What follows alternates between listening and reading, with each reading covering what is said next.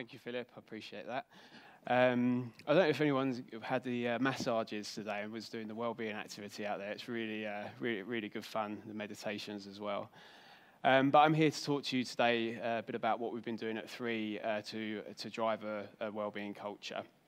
And so I'll really kick off is that really just to set the tone is that the vast majority of people that work for 3 say that 3 cares about their wellbeing. And I just want to explore today a little bit about how we've managed to cultivate that view from our people around the business. And as I talk, you'll really see 3 kind of themes develop. One is that well-being actually goes right the way through to our purpose and our goal as an organisation. The second is that the agenda is really driven from the top. And the third is that we're on a continuous cycle of actually gaining insight from our people, understanding what's working from what we're currently doing and what new things that we might want to bring in. So what is our purpose as an organisation? So we're here to free the fun, and this reverberates right the way through the business. And for our customers, this means about having a really fun, cool and exciting brand, and actually building out the really strong 5G network so that we've got really good connectivity for our customers in the future, and having propositions and building an in-store environment where customers can really get the most out of their technology. And from our people, this again is about having a fun, exciting, enjoyable place to work so that people can come in and be at their best every day, but also working behind to focusing on one goal, and then having propositions in place that allow everybody in the organisation to promote their well-being, develop their careers, and really be the best that they can be every day. And getting down to the next level of that is that our company goal is to be the best loved brand by our people and our customers. And from a people perspective, we know that if we're looking after their well-being, they can actually come in, be the best they can be every day, and get really positive sentiment towards the brand. But we also know that actually having a strong culture of well-being is a really great driver of ENPS, which is our key metric in order to understand how our people feel about working for 3 and feel about 3 as a brand. So I want to touch a little bit about what we've been doing for our customers before I move on to what we've done for our people. So 5 years ago, we launched our Discovery stores. So this is where anybody from the community, you don't have to be a 3 customer, can actually come into a 3 store and learn about mobile technology. And this is anything from like learning how to use FaceTime so that you can connect with your friends and your family, all the way through to teaching young school children how to code computers and everything in between. And we also run mindfulness and digital health sessions so that people can actually understand how to use their phone to promote their sense of well-being. And this can be done in any store, any customer, anybody from the community can walk into any 3 store and book a discovery session. But we also have several discovery centres, which is a whole area of a store taken out and used specifically to run larger scale discovery sessions for like schools, the elderly, anybody else in the community where they might want to do a group class. And this is something we've been running for 5 years and we're really proud of.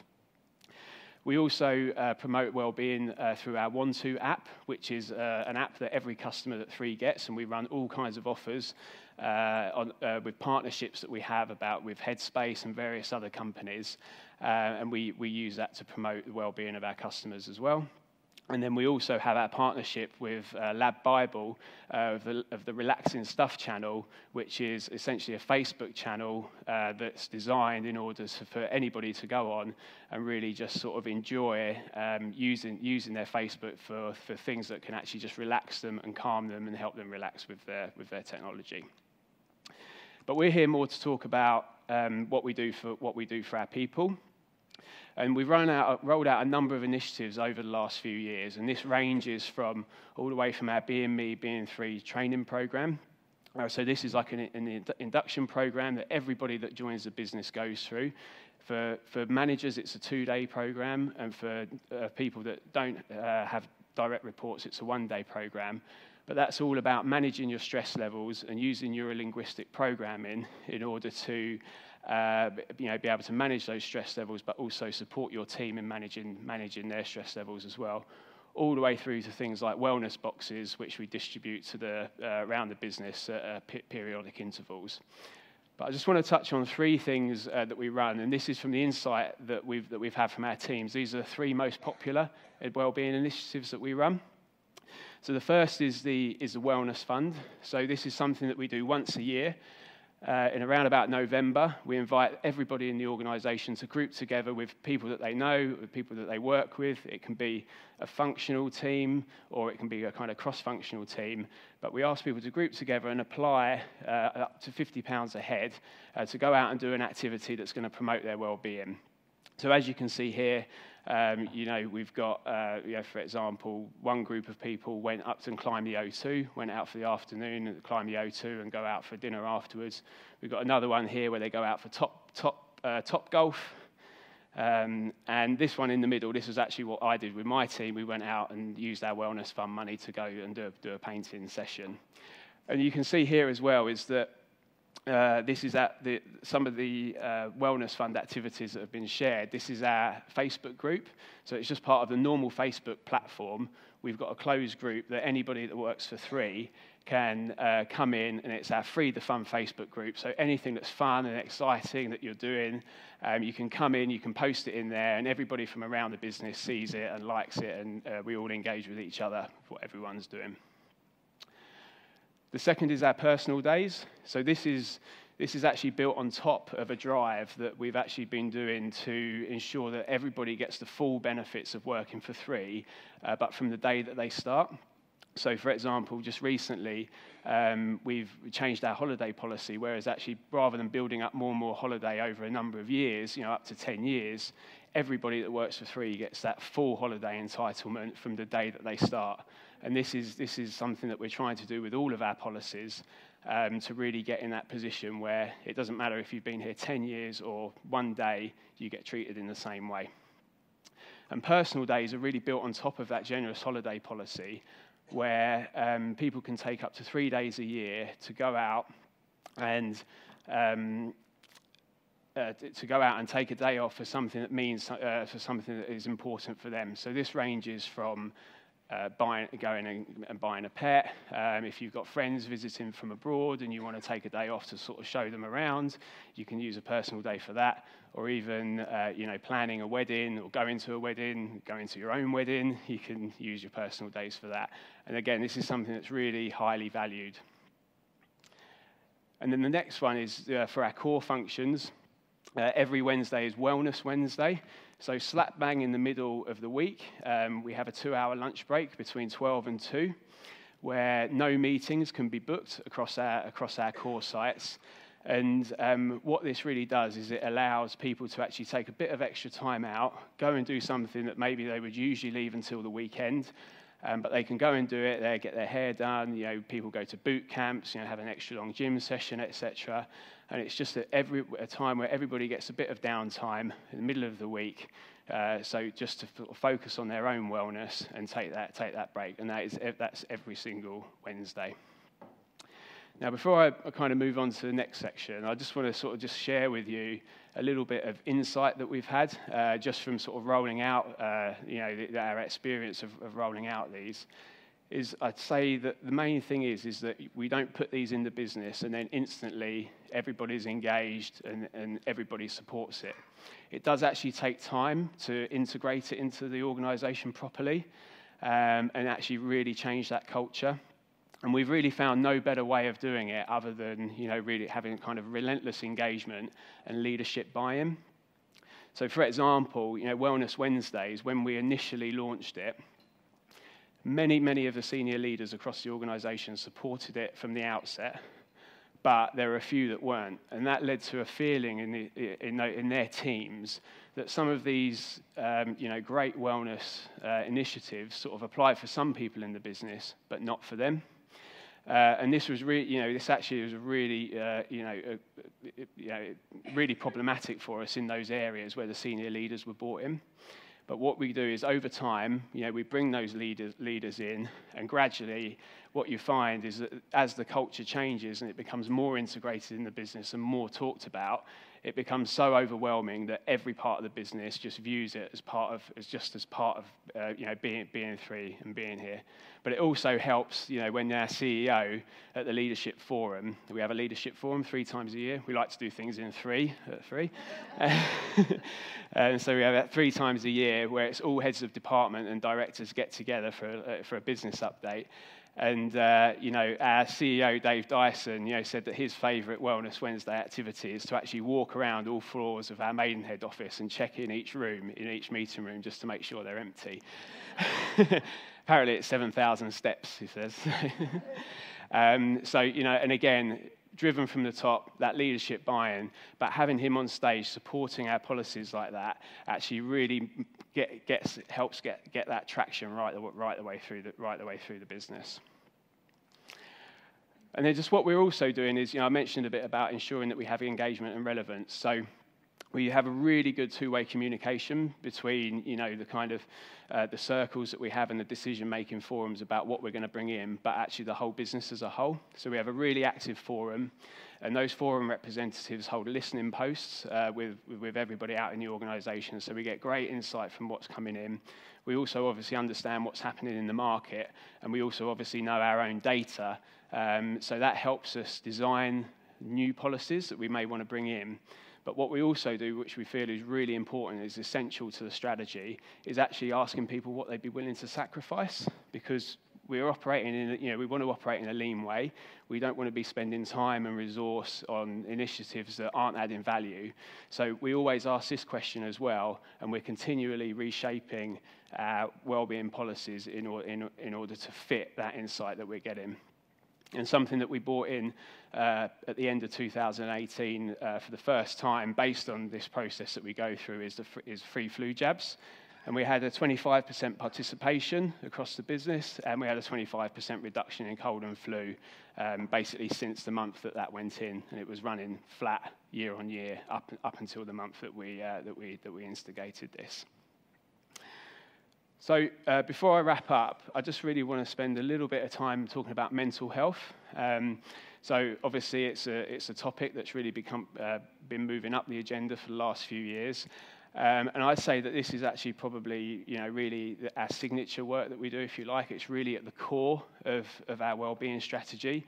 And if we think of it in the context of people being able to come in and be at their best every day, which is, absolutely what we want people to be doing, their mental health is absolutely core to that, and is just as important as all the kind of fun stuff that I've mentioned here.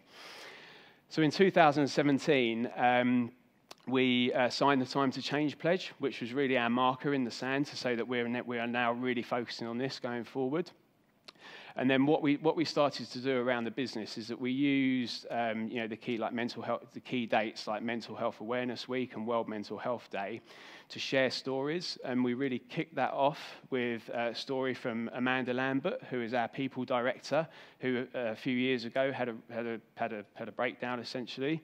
And we shared that story, and we shared a story of another senior leader in the organisation in order to just kind of break that ice and start the conversation and raise that awareness that at Three, it's okay not to be okay. And this is and from this, we really started to gain momentum. In 2018, it was when we rolled out the Being Me, Being Three induction program, which I touched on a little bit earlier. And we also have something at Three where at the beginning and at the end of each meeting, you have a check-in and check-out, and you essentially say whether you're above or below the line. And if you're above the line, you're essentially feeling good and you're positive and ready to go. And if you're below the line, you're having a bad day. It could be for a number of different reasons. And then it's just an indicator to us that, we want to make sure that we're having the right discussions with that person and supporting them through the day if they're not having a great day. We kicked off our mental health first aid trial, so we thought it was really important that we actually trial it with 60 people first, just sort of understand how the training went and how it would fit in with the culture at Three, and if it was something that we wanted to do. And we got some really great insight from that. And from that, we developed our mental health first aid strategy, ready for our full launch, which we did towards the end of 18 and beginning of 19, which I'll touch on in a second. And then throughout the year, again, we used those key dates to continue raising awareness. We had more people from across the business come forward and actually want to share their stories about mental health. And this ranged from middle management to sales consultants that are working out in stores, various levels throughout the business. And we've shared those stories. And these stories that we share, out of everything that's shared on the internet, they always get the highest levels of engagement out of any articles that we do. And we have like a and a comments function on all of our internet articles, and the support and comments that they get from people around the business is just absolutely phenomenal. So then, as we moved in to 2019, we rolled out our mental health first aid. But the first thing we did was we referred to them as time to talk reps. So, and I have to admit, we kind of sort of stole this idea from Unilever. So so we worked with Unilever and WH Smiths, and they actually helped support us in actually really making sure that we had an effective rollout. But we called them time to talk reps. The second thing that we did, based on the insight that we've got, is that because of the nature of our business, tell me about that. So half of the people that work for 3 are sales consultants in stores, and the next biggest what you have with that population is they tend to be younger. They tend to be working out in isolated locations. Not just part of a core function where mental health first aid generally works really well because you're on the same site and you can talk to people together. So they've got their challenges. And then the second highest population that we've got is actually our technology department, which basically run the network. And the demographic of that is it tends to be quite male orientated, and the generally middle-aged men. And this age group or this demographic are notorious for not being able to speak out about their mental health. So what we wanted to do was really make sure that we had as many people that wanted to do it and that were suitable for do it. We got them trained up. And we were so overwhelmed with the applications that we got for people to become time to talk reps. We've actually managed to train 200 people, which is 1 in 20. I don't think I know of any other organisation that's managed to train 5% of the whole people that work for them in mental health first aid. The next thing we did is we've actually run additional training. So a really important thing that we found is if you have the vanilla mental health first aid course, we think to bridge a gap about how it fits in with the services that you offer, such as your EAP or your the general services that you run to support mental health in your business, it's really important to make that link. So we run additional training so that our first aiders can actually make that link and really signpost people to good quality internal services that we have. The next thing is we actually did improve the services that we offer. So one of the things that came out as the work that we were doing is that our old EAP provider was probably not as strong as we wanted them to be. So we actually migrated to a new one. We use LifeWorks now, who I must say, we're very, very impressed with, and we really have a great relationship with them. And they really do offer a very, very strong EAP service. So I would definitely recommend those. And the last thing is that we are exceptionally proud of our time to talk reps.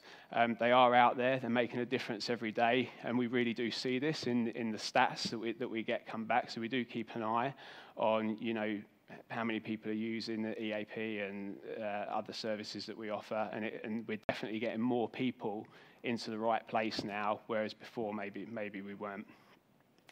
And then just going through, again, it's just about always raising awareness. So we don't ever want this to fall off the agenda or get reprioritized with other things. So what you can see here is that, we've got in our cafes, we run drop-in sessions where people can come and learn more about mental health first aid and what our time to talk reps are here to do. In our Facebook group, so our Free the Fun, so we do a bit of a takeover from time to time. We have this strap line that one conversation can change everything. And if you do feel like you're struggling, reach out to your time to talk reps. In our lifts, on our intranet, again, takeover with the banner of the top and articles, people sharing their stories. computer lock screens. So we have a great digital team that can sort of just change our lock screens at a whim. You know, we get exposure on there as well. And then as well in our retail stores. So occasionally you might go into a Free store and everyone's wearing green. This is when we have a wear green to work day. And you know, we encourage our people to take part. We run competitions. If they send their pictures in, they can win what we call wow points through Perks at Work. But also, it's about, you know, if our customers come in and say, why is everybody wearing green today? You know, we can talk about it with our customers too. And we also have our Retail Live channel, which is a kind of TV channel, if you like, that we run again on Wednesday mornings, where people, you know, from our retail leadership team get on the TV and talk about things that are running on, and our people can go in and watch that either live or you know, video playback. So just to really wrap up, you know, we are, you know, we want to become the best loved brand by our people and our customers. With all of the wellbeing activity that we've been rolling out, we're really moving in the right direction. We've got a long way to go. We've got a lot on the agenda for 2019 based on all our insight. But yeah, there we are. So, thank you.